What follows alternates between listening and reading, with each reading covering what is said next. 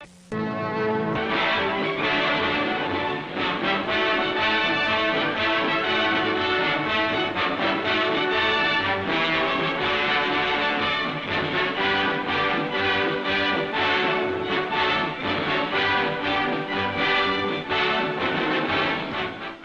men of the 2nd Marine Division.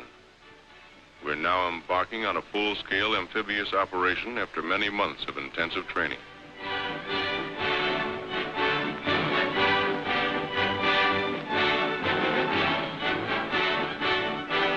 The transports are combat loaded.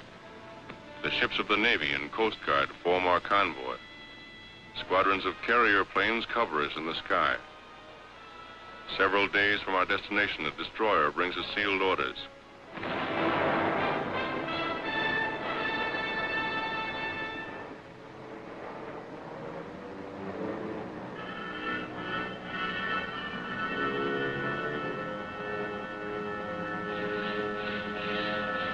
It won't be long now before we know where we're bound. The relief map of our objective is broken out. Fortified island of Betio and the Tarawa Atoll, a very important Jap air base on the outer fringe of their Pacific defenses. Our platoon leaders started explaining the terrain to us. By the time they were finished, we knew that island and its reefs as well as we knew our own backyards. We built more machine gun ammunition.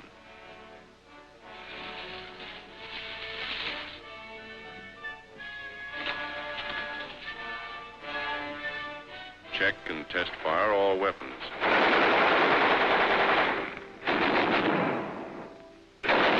Exercise helped to relieve the tension.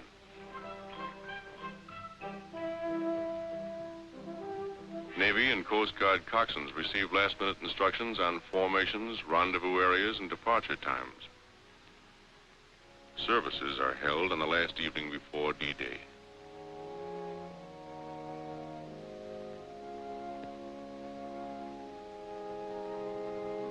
We liked listening to Father Kelly. He'd been with us at Guadalcanal. He had a way of saying what we wanted to hear.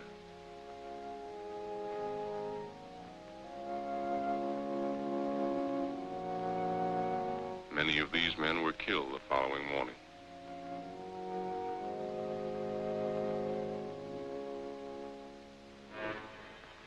We are ready. D-Day. This is the day we attacked. Long before daylight, we're over the side into amphibian tractors and landing boats.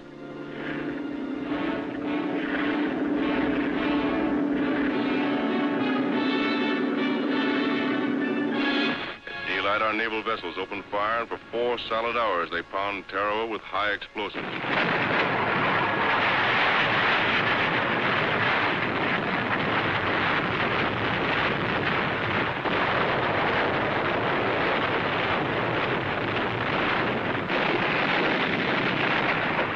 Everything went like clockwork. When the ship stopped firing, the Navy planes would take over. Bombing. Strafing. We were a team working together. Then, again according to plan, the planes withdraw and the ship's batteries open up again.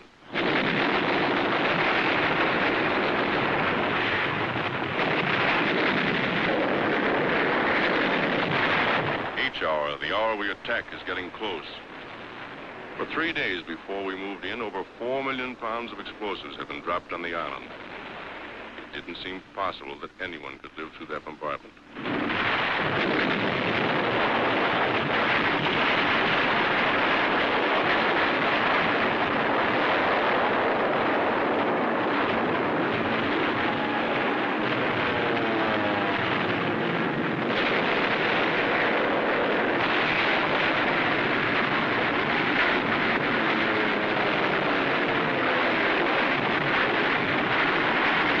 From this Jap hulk, machine guns constantly strafed our assault waves.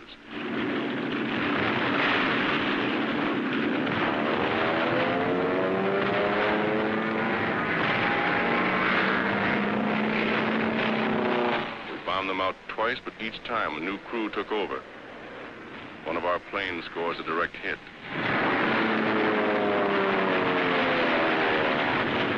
As we approach the island, we have the feeling that the show is just about over. There doesn't seem to be any organized resistance. However, we're taking no chances. Suddenly, we're met by heavy machine gun and mortar fire. It takes a heavy toll of our boats and men. It doesn't stop us.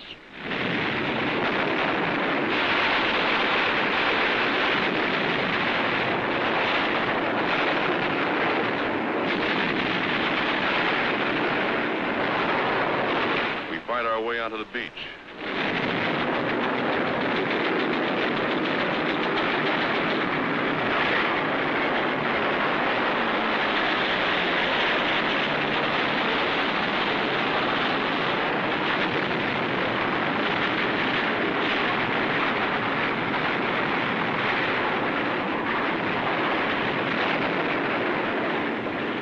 Men wade ashore from wrecked amphibians.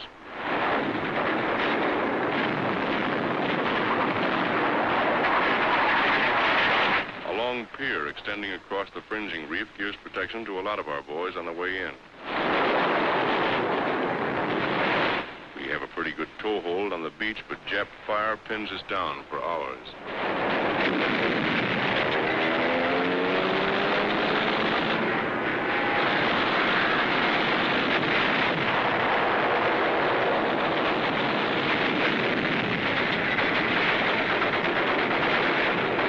Casualties are pretty high, but as we found out later, blood plasma saves a lot of lives.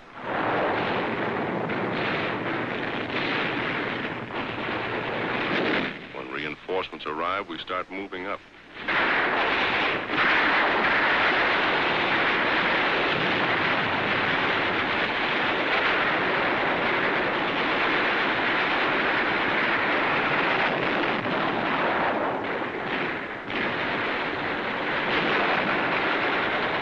It isn't easy knocking those Japs out of their positions.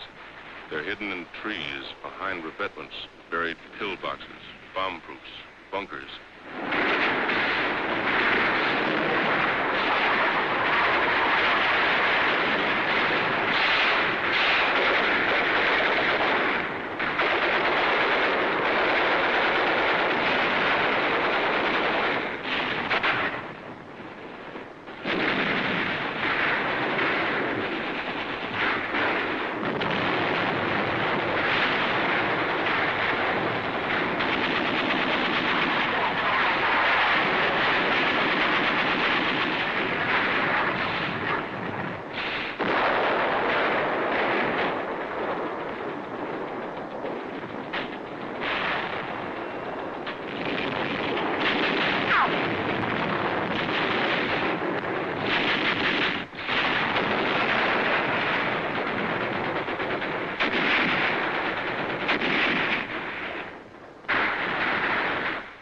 Hand grenades. We use all the firepower we have to blast them out. Our rifle fire is deadly. So are the flamethrowers and the mortars. The enemy breaks from cover.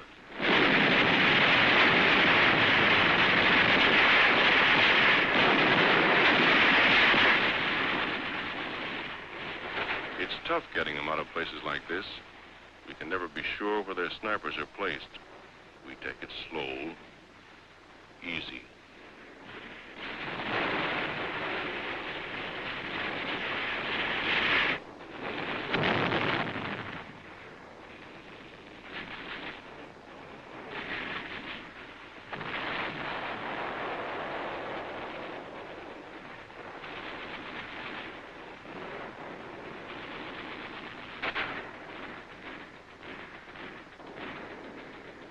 This bunker is giving us plenty of trouble. We have orders to clean it out.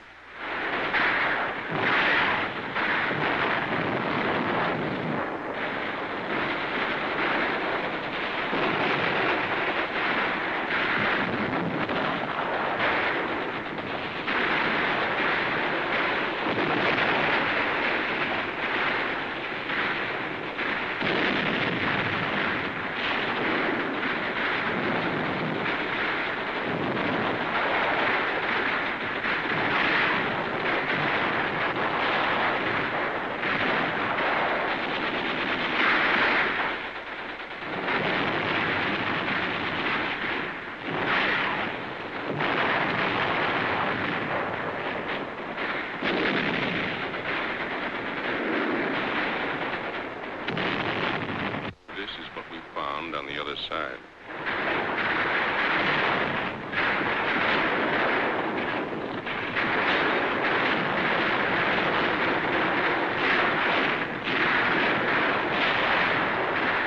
They're savage fighters.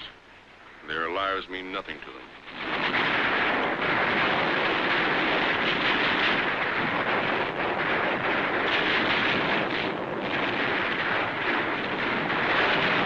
One of our boys is hit.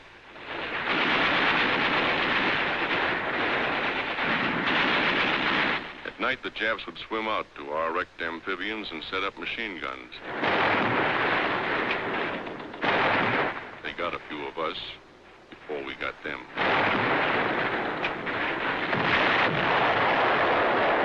Commanding officer of the assault troops confers with his staff.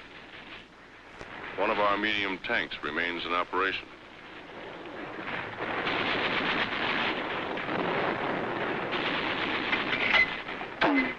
Although at the end of the second day, D+1, we breathe a little easier, mortar squads continue to hammer enemy points of resistance.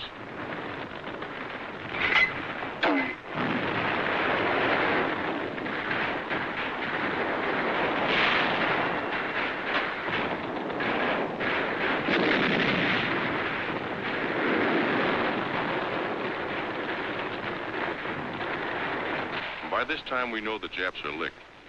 They must know it, too. There's still strong resistance. Nip suicide snipers tie themselves up in the trees and take pot shots at us. We hit them, but they don't fall.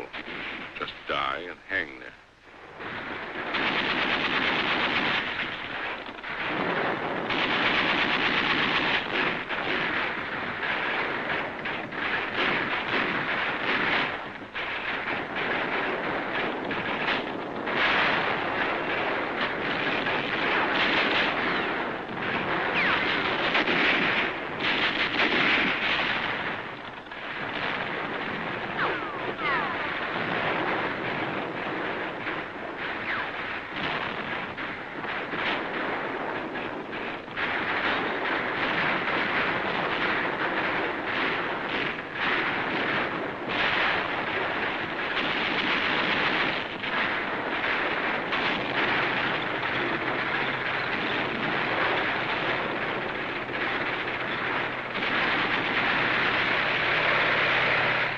Tank moves up the airstrip.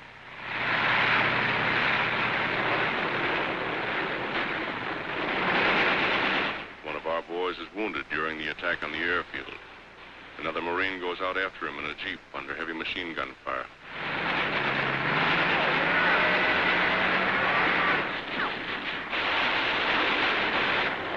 Back at the beach, there's constant activity.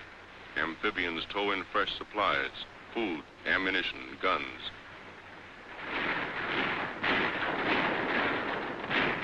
As the battle moves across the island, the chaplain's assistants tend the dead, removing the lower identification tag and leaving the duplicate on each Marine so there'll be no mistake later on.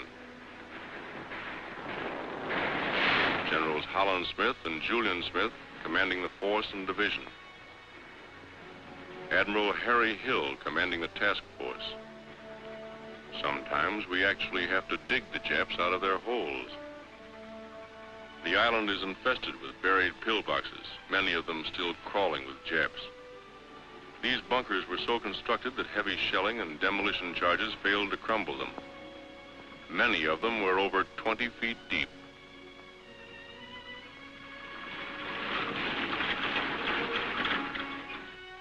Our first prisoners.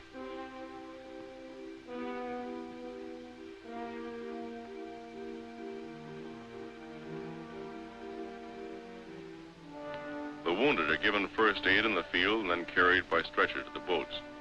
With them always are the Navy hospital corpsmen and Navy doctors and surgeons.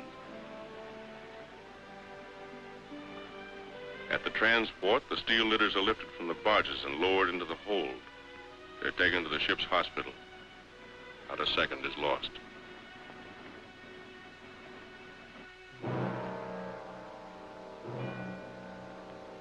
These are Marine dead. This is the price we have to pay for a war we didn't want. And before it's over, there'll be more dead on other battlefields.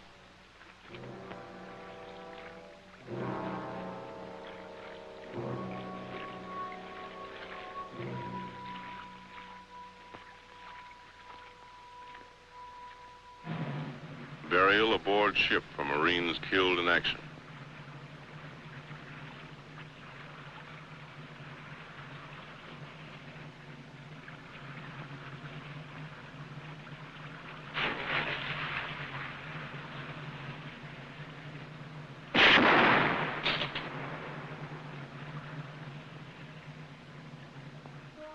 Just to make sure they're not concealing weapons, the prisoners are lined up and their clothes cut away. We gave them new ones later from their own dumps.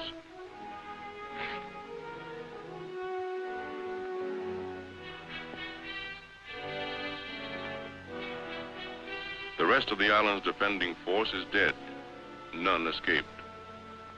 Tokyo once boasted that it would cost 100,000 of our men to take Tarawa. We lost less than 1,000. The Japs over 4,000. A wounded Jap soldier. We took very few of these. Most of our prisoners were Korean laborers. One of our officers captured these Japs from a disabled landing boat. Prisoners carry their own wounded to the pier for evacuation. Captured Jap water. This is the first chance the boys have had to wash since they got on the island. Gunfire from our warships knocked these big guns out early in the bombardment. These were English Vickers guns captured by the Japs in Singapore.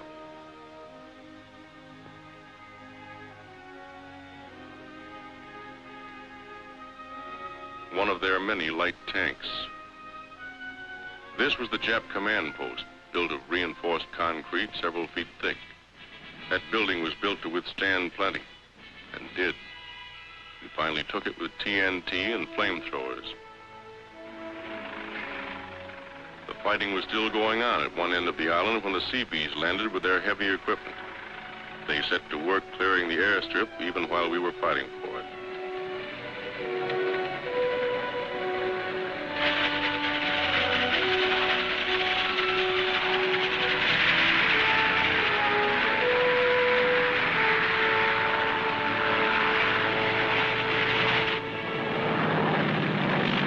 The first plane landed just 24 hours after the Seabees had started to work.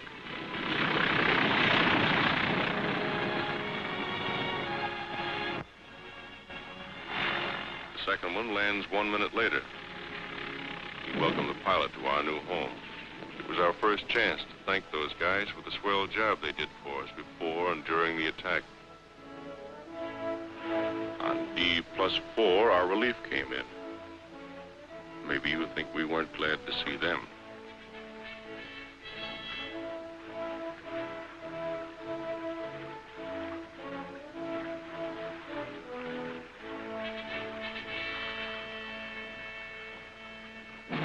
I guess all of us knew from the first, no matter how tough the going was, that we'd take the island. Just the same, the day the colors were run up on this palm tree and flew for the first time over Tarawa, we got a lump in our throats. We were mighty proud.